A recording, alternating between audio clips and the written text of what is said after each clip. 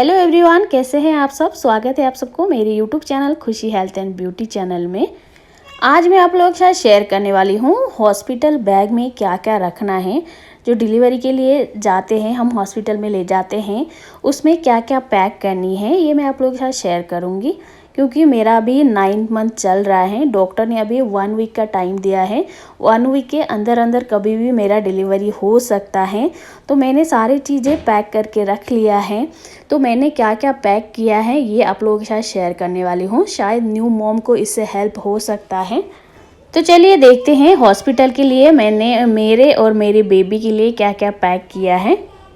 सबसे पहली चीज़ मैंने मेरा हॉस्पिटल बैग में रखा है सैनिटाइज़र, क्योंकि अभी कोरोना का टाइम चल रहा है तो सैनिटाइज़र तो बहुत ही ज़रूरी है। क्योंकि हॉस्पिटल में मिले ना मिले, ये मैंने सेपरेटली रख लिया है। ये बेबी के लिए और मेरे लिए भी काम आएगा। जो भी बेबी को देखने आएंगे उनको मैं पहले सैनिटाइज़र से हाथ धोने के लिए बोलूँगी, उसके बाद ही बेबी को टच करने दूँगी। इसके बाद अगली चीज़ रखी है मैंने ये नैपकिन, जो बेबी पोटी सूसू करते हैं उस टाइम पे जो लगाते हैं। फर्स्ट टाइम पे जो बेबी पोटी करता है वो बहुत ही चिप चिप टाइप का करता है, तो ये यूज एंड थ्रो टाइप के नैपी मैंने रख लिया है। आप देख सकते हो ये एक नैपी मैंने खुद बनाई है, और ये दूसरा जो है वो ऐसे नॉर्मली है, ये सिलवाया नहीं है मैंने, ये नॉर्मली ऐसे ही मार्केट से लेके आई हूँ। तो ये भी मैं नैपी के रूप में यूज करूँगी। यूज एंड थ्रो टाइप से रखा है ये मैंने। इसके बाद मैं लेके आई हूँ डाइपर में 93 पीसेस का लेके आई हूँ। बहुत बड़ा है बट ये सारे नहीं ले जाऊँगी। मैंने 5-6 पीस निकाल के अपने हॉस्पिटल बैग में रख दिया है, क्योंकि हॉस्पिटल में 2-3 दिन ही रुकना होता है, इसलिए 5-6 पीस बहुत हैं। अगली चीज़ है ये नैपकिन, ये 10 हैं इसके अंदर, एक पैक ही लेके आई थी मैं। 10 पीसेस मुझे काम आएगी, क्योंकि जो छोटे बेबी होते हैं वो ज़्यादा टाइम पे कभी थूक निकालते हैं, कभी उल्टियाँ कर देते हैं, तो ये बहुत ही सॉफ्ट हैं। इससे बेबी की फेस, हाथ पैर सब साफ़ कर सकते हैं, इसलिए मैं ये इसका पूरा पैक लेके आई हूँ। इसका पूरा पैकेट मैंने हॉस्पिटल बैग में डाल दिया है, देखते हैं कितना काम आता है। अगली चीज़ है ये ड्राई शीट में 2 लेके आई हूँ। ये ऊपर से कॉटन का कपड़ा लगा हुआ है और नीचे से प्लास्टिक लगा हुआ है। जब भी बेबी सूसू करे तो ये यहाँ से ट्रांसफ़र होके बेड पे नहीं जाता है। जब भी ये सूसू वगैरह करता है तो बेड गंदा नहीं होता है, बेड गीला नहीं होता है, इसलिए इसका मैं 2 पीस लेके आई हूँ। बट मैंने हॉस्पिटल बैग में एक ही डाला है, क्योंकि हॉस्पिटल में 2-3 दिन ही रुकना होता है, तो एक बहुत है।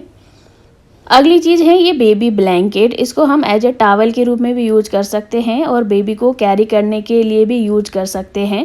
ये 2 in 1 है। अगर मुझे बेबी को कैरी करना हो तो भी मैं इसमें कर सकती हूँ। अगर हॉस्पिटल में बेबी को नहलाते हैं एज ए टावल के रूप में भी मैं यूज कर सकती हूँ इसको।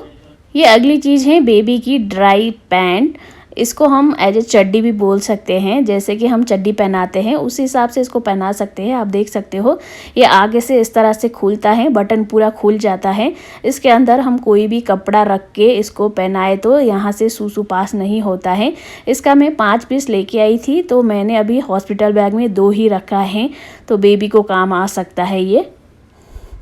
अगली चीज़ है कॉटन का ये बेडशीट है, ये मैं मार्केट से लेके आई थी। बहुत ही अच्छा इसमें प्रिंट बना हुआ है बेबी के लिए, बहुत ही परफेक्ट हैं, बहुत ही सॉफ्ट हैं, कॉटन का कपड़ा है, इसलिए मैं लेके आई हूँ। इसको एज अ बेडशीट के रूप में भी यूज कर सकते हैं, और एज अ हम गद्दा बोलते हैं, जब बेबी पैदा होता है तो उसको गद्दे में सुलाते हैं, तो ये गद्दे के रूप में भी यूज कर सकते हैं और बेडशीट के रूप में भी यूज कर सकती हूँ, इसलिए मैंने 2 पीस रख लिया है। अगली चीज़ है कैप में 2 कॉटन की कैप लेके आई हूँ और 2 ऊलन के कैप लेके आई हूँ, क्योंकि यहाँ पे थोड़ा बहुत सर्दी पड़ती है, तो मैं इसलिए 2 ऊलन की भी लेके आई हूँ। बट ऊलन के कैप इतना सॉफ्ट हैं और कॉटन के भी बहुत ही सॉफ्ट हैं। ये मुझे बहुत ही अच्छी प्राइस में भी मिली, और मुझे सबसे, जितना मैंने बेबी का शॉपिंग किया, सबसे अच्छा ये कैप लगा। ये कैप जो कॉटन के कैप हैं उसके अंदर 2 छोटी छोटी बूटी हैं और 2 ग्लव्स हैं, जो बेबी के लिए बहुत ही यूजफुल होता है। तो मैंने दो ये उलन के एक उलन के कैप रख लिया है, और 2 ये जो कॉटन के कैप हैं जिसमें पूरा सेट है ये रख लिया है। क्योंकि न्यूबॉर्न बेबी के लिए कैप बहुत ही ज़रूरी होता है। उनकी हेड जो होते हैं बहुत ही सॉफ्ट होता है। जैसे बच्चा पैदा होता है उस टाइम पे ही डॉक्टर कैप पहना देते हैं, इसलिए मैंने 3 कैप रख लिया है। अगली चीज मैंने 2 बेबी बीप्स रखा है, क्योंकि मैं ये 7 पीस लेके आई थी तो हॉस्पिटल में इतने 7 पीस की जरूरत नहीं पड़ेगी, तो मैंने 2 ही रखा है। और छोटे छोटे सॉक्स रखा है मैंने 3-4 पीस, क्योंकि इतना ज़्यादा 2-3 दिन में तो इतना ज़्यादा यूज नहीं होगा, इसलिए मैंने 3-4 पीस ही रखा है। ये 0 साइज़ की सॉक्स है, बहुत ही सॉफ्ट है। और अगली चीज़ है, ये मैंने छोटे छोटे चड्डियाँ रखी है 4-5 पीस, क्योंकि मैं ये 10-15 पीस लेके आई थी ऐसे नॉर्मली, तो मैंने हॉस्पिटल के लिए भी रख लिया है। अगर यूज में आए तो मैं यूज कर लूंगी, नहीं तो मैं ऐसे ही लेके आऊंगी। और ये बेबी का क्लॉथ है, ये कॉटन का है, बहुत ही सॉफ्ट है। जब न्यूबॉर्न बेबी होता है तो उस टाइम पे कॉटन के ही पहनाना प्रीफर करती हूँ मैंने पहले बेबी हुई थी तभी भी कॉटन के ही पहनाए थे, तो मैं ये न्यू लेके आई हूँ। इसको मैंने वॉश कर लिया है डेटॉल से। तो इसका पूरा सेट है, इसमें टोपी भी मिलती है और सब कुछ मिलता है इसमें, मतलब पूरा सेट है इसका। तो मैं ये एक पैक कर रही हूँ। और ये भी बेबी का क्लॉथ है, ये भी कॉटन का है, इसको भी मैंने डेटॉल से वॉश कर लिया है। इसका भी पूरा सेट आता है, आप देख सकते हो। इसमें टी शर्ट, पजामा, जो अंदर से पहनाने वाली गंजी होती है, और जो चड्डी है छोटी वाली, टोपी है, बूटी है, सब कुछ है इसमें। तो मैं इसका भी एक सेट पैक कर रही हूँ। 2 का सेम टाइप का है, तो 2 मैं इसका पैक कर रही हूँ। ये भी बेबी का क्लॉथ है, इसमें नीचे से टिक टैक बटन है, ये खुलता है। इसके डायपर भी इजीली पहना सकते हैं हम इससे। और साइड से बटन है, तो बेबी का जब नाभि होता है, नाभि कटता है तो बहुत बड़ा बड़ा होता है उस टाइम पे, तो मैं प्रीफर करती हूँ साइड बटन वाले ही यूज करे उस टाइम पे।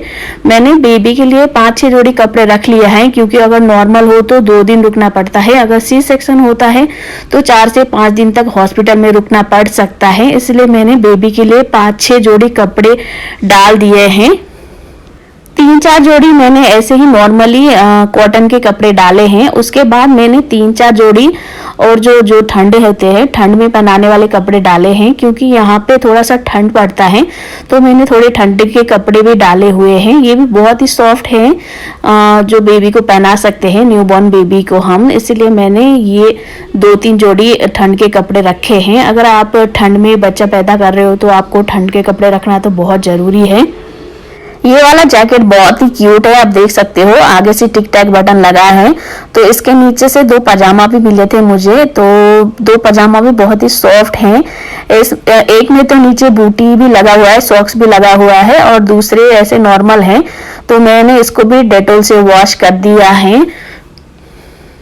और अगली चीज है, ये कॉटन के गंजी है, ये पुराना ही है, मैंने डेटॉल से वॉश करके रखा है, क्योंकि बच्चे को बोलते हैं अंदर से जो भी पहनाओ तो कॉटन के पहनाना है, इसलिए मैंने ये गंजी रखी है। और अगली चीज है, ये कॉटन के कपड़ा, ये कपड़ा कभी भी काम आ सकता है, तो मैंने ऐसे ही नॉर्मली रख दिया है।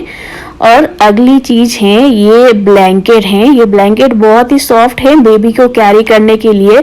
मैंने अगले वीडियो में मैं आपको दिखाई थी, ये अच्छे से यहाँ के जीफर लगा हुआ है, यहाँ से सब खुल जाता है, तो हम बेबी को अंदर डाल के इसको बिल्कुल बंद करके बेबी को एकदम सुरक्षित करके घर पे ला सकते हैं। ये मैं बेबी को जब कैरी करके घर पे लेके आऊंगी उस टाइम पे यूज करने वाली हूँ। ये 2-in-1 ब्लैंकेट है, ये बेबी को ढक भी सकते हैं, अगर सारे जिफर खोल दे तो ये बेबी को ढकने को भी काम आएगा और बेबी को कैरी करने के लिए भी काम आएगा। ये स्कार्फ है, ये स्कार्फ मेरे लिए मैंने पैक किया है, क्योंकि जब भी बेबी पैदा होता है उसके बाद हमें अपने सर पे स्कार्फ बांधना होता है, तो मैं स्कार्फ बांधने के लिए 2 स्कार्फ लिया है मैंने, एक तो ये है और एक दूसरा है। 2 स्कार्फ मैं अच्छे से बांधूंगी, क्योंकि बोलते हैं बेबी होने के बाद सर को खुला नहीं रखना चाहिए, सर को हमेशा ढके रहना चाहिए, इसलिए मैंने 2 स्कार्फ डाल दिए हैं मेरे लिए।